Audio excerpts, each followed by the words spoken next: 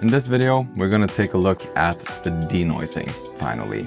So we'll compare DaVinci Resolve's denoising capabilities with Nomono's denoiser, and we'll see the differences at that specific step in the Nomono Enhancement pipeline. But before we get into that, we have to take a look at what we did in the previous video, because I realized that I actually made a mistake, and we have to clear that up and do some housekeeping before we get into the denoising.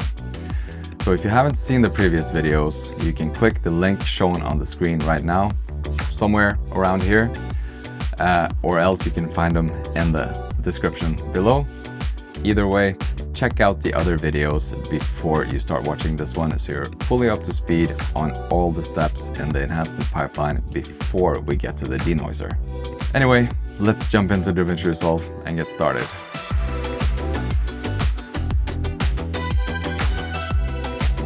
Alright, so here we are back in DaVinci Resolve with our project here, and I haven't done any corrections to it since the last video where we talked about crosstalk reduction. And as I mentioned in the intro, we did a minor mistake in the first video that we have to correct for. And once we've corrected that, we can start talking about denoising. But the problem is here that we did our peak normalization in the first video on the track input. So if I open the mixer and go into our input settings, you can see here that we boosted the trim of the input by 14 dBs. The problem is that this AI dialog separator plugin is unaware of that gain adjustment. It only sees the clip level. So we have to make sure that the plugin is aware of the loudness change, because plugins like loud inputs. And at the moment, when it's not seeing that peak normalization that we did, it thinks that the volume is much lower than it actually is. So we have to correct for that. So the first thing we need to do is to turn this back to 0 on all of the tracks. It's very quick to do. And then we have to make that gain adjustment somewhere else so that the plugin can see it. Lucky for us, that's really easy to do. All I have to do here is to select this loudest track. The loudest peak in the whole recording is right here. So I'm gonna use an automated tool to do the peak normalization. Normalize audio levels. I'm gonna set the normalization mode to true peak and then -1 dB true peak, and then normalize. So now you can see it's much louder. So I'm gonna apply that same adjustment to the two other tracks. And there we go. Now we've fixed our issue, and the crosstalk reduction is going to work like DaVinci Resolve intended it to do. So let's listen to it now before we go any further. Cathedral of Technology. Well, it's the main building of Norwegian University of Science and Technology here in Trondheim. It's a nice venue. It's a fantastic space, but it's a real hard space to do recordings in. Due to all these stone walls, this huge space, it makes it really hard to understand voices. Yeah, the amount of reverberation. So now the crosstalk reduction sounds a lot more natural than it did in the previous video with all that gating effect. Okay, so now we can start talking about denoising. The plugin that we're using for crosstalk reduction have its own denoising plugin. So what we're going to do is to just go in there and turn these settings down. And then you can see the background and the ambience at -100 dBs. But now you're going to have a completely different view of this mix. Cathedral of Technology. Well, it's the main building of Norwegian University of Science and Technology here in Trondheim. It's a nice venue. It's a fantastic space, but it's a real hard space to do recordings in. Due to all these stone walls, this huge space, it makes it really hard to understand voices. Yeah, the amount of reverberation and also like the delayed, almost echo effect reflection really affects the intelligibility of the recording. It also makes it harder to separate the voices in the mix later. So obviously the denoising that's going on right now is actually really good. You can hear a little bit of artifacts, especially on the lower volumes over here. Norwegian University of Science and Technology here in Trondheim. It's a nice venue. Especially there. It's a nice venue. It's a nice venue.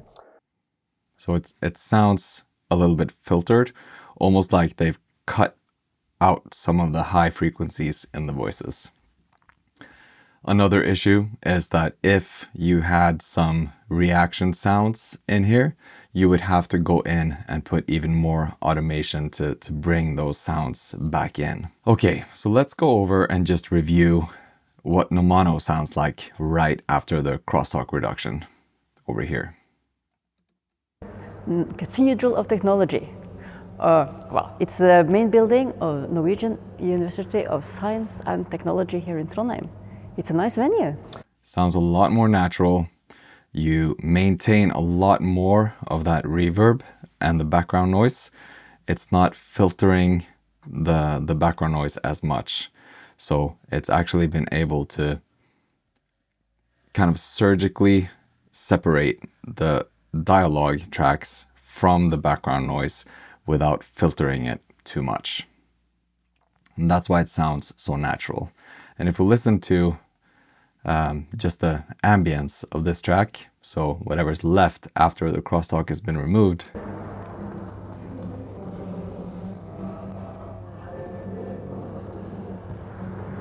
it still sounds pretty full and not filtered like it does up here. Cathedral of Technology. Well, it's the main building of Norwegian University of Science and Technology here in Trondheim. It's a nice venue.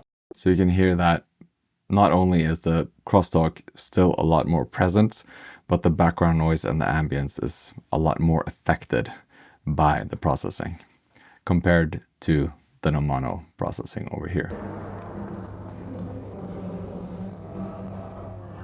And another important point in this regard is that this was a lot of manual labor, automation, tweaking the plugins, making sure that the signal chain was properly gain managed, and it took a lot more effort to get to this point over here.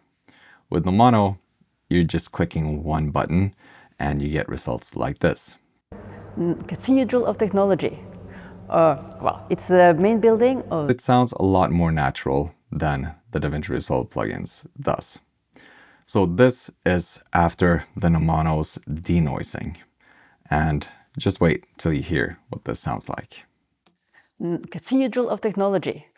Well, it's the main building of Norwegian University of Science and Technology here in Trondheim. It's a nice venue. It's a fantastic space, but it's a real hard space to do recordings in. Due to all these stone walls, this huge space, it makes it really hard to understand voices. Yeah, the amount of reverberation and also like the delayed, almost echo effect reflection really affects the intelligibility of the recording and also makes it harder to separate the voices in the mix later. There is no artifacts, there is no background noise, all that reverb is completely gone. So there's no trace of all of that noise and the door slams and the people in the background talking and that huge reverb that was present. It sounds really good already. Cathedral of Technology. Well, it's the main building of Norwegian University of Science and Technology here in Trondheim. Due to all these stone walls, this huge space. There's no filtering of the voices. They sound really, really natural and clear. But the real beauty here is that alongside of your Nomono recording, if you're using the sound capsule, you also get this ambisonics ambience from this bass recorder, this thing. Because that's always recording ambience. And it's not just a regular ambience, it's a 3D ambience. And then you can mix that in to taste and really get control over, let's say, the proximity of your recording. If you take it completely out, it sounds pretty dry, almost like a studio, almost like a very intimate kind of setting. To do recordings in. Like this. Due to all these stone walls, this huge space, it makes it really hard to... But if you want to pull the listener more into the situation where the people are talking, more into the room, make it more immersive and more like a natural conversation, then you can blend in this ambience. It makes it really hard to understand voices. Yeah, the amount of reverberation and also like the delayed, almost echo effect reflection really affects the intelligibility of the recording and also makes it harder to separate the voices in the mix later. So now you have 3 super clean lav tracks and you have this separate ambience track which has not been processed or manipulated in any way, so it sounds very natural, and then you can just pull that in to taste and give you complete control over how much of that background noise you want in your recording. And in my opinion, that gives you control over the kind of intimacy of the recording. The more ambience you pull in, the less intimate and less personal the recording gets, and the less ambience you pull in, the more you feel close and in proximity of the conversation. So I'm going to demonstrate that by pulling this in and out a little bit so you can listen to it. No lavaliers, that's quite close to the mouth. They should fix some of the problem. They go some of the way, but the real cue here is that we have noise reduction, an enhancement that can actually remove most of that diffuse reverberation we hear in this space and make those voices stand out much, much clearer. Yeah, and also our speech separation and crosstalk reduction performs quite well in these circumstances, even though we don't have a dedicated reverberation yet. All right, so that's it for denoising, and I can't wait to show you what's next because we're only halfway through the Nomono processing pipeline. In the next one, we're going to take a look at some other AI stuff that we do in the Nomono enhancement pipeline, and I'm not sure if we can replicate that in DaVinci Resolve. Maybe we have to use some third-party plugins, but we'll see.